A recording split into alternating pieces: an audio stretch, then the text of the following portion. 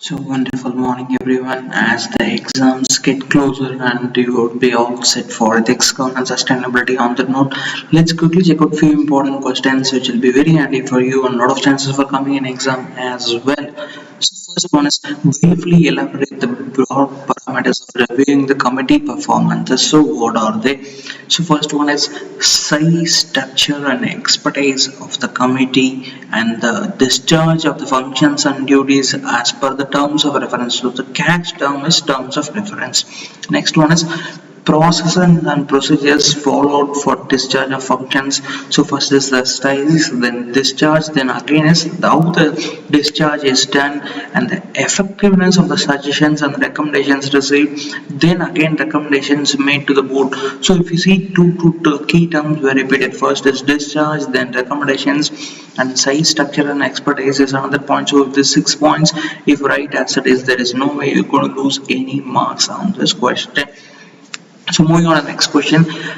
What are the in disclosing the evaluation carried out on the effectiveness of the board, the nomination committee is required to share various information in its CG report. So what are the various information to be disclosed while evaluating the effectiveness of the board? So these are the various things to be done by nomination committee.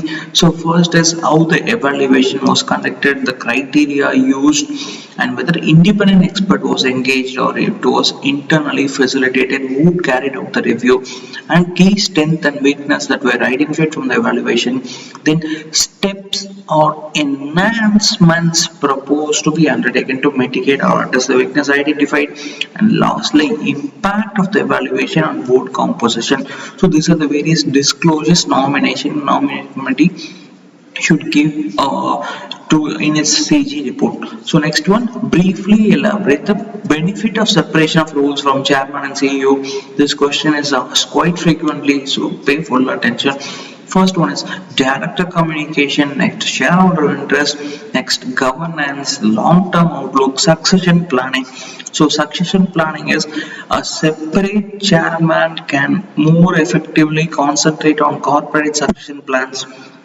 For example, till next couple of days you'll be studying various multiple subjects, but last 3 to 4 days you will be focusing only on ESG. So that is called channelizing more efforts to one particular thing. Same thing applies here as well.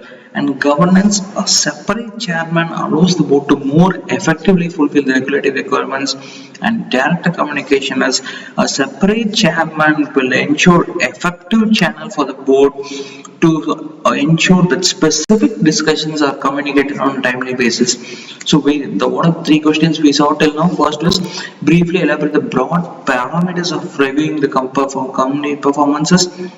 Next one is various disclosure to be made by the nomination committee, and briefly elaborate the benefits of separation of role of chairman and CEO. Now let's quickly move to the last question and also another important question.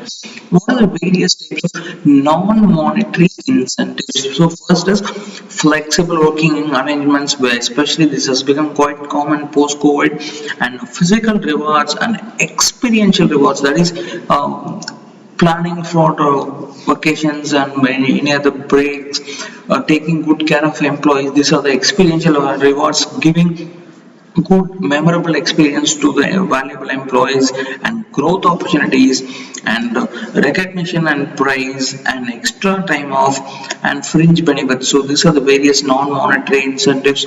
Hope all of you followed all these 4 questions. If you can say within 5 minutes we were able to brush up this much, so whenever you are taking some small gaps in between, you can watch this video again and again and again, so that it will stay in your mind. And suddenly, if you benefits of chairman, you should listen to this, then switch off your phone or laptop wherever you're watching, quickly write it down, then so that you can revise it at 12 o'clock on exam day morning. These are the various things that you are expected to do, because you should do really well, and that will give a lot of confidence for your remaining papers, and also it will keep me and your parents happy as well. So keep going, and all the very best wishes.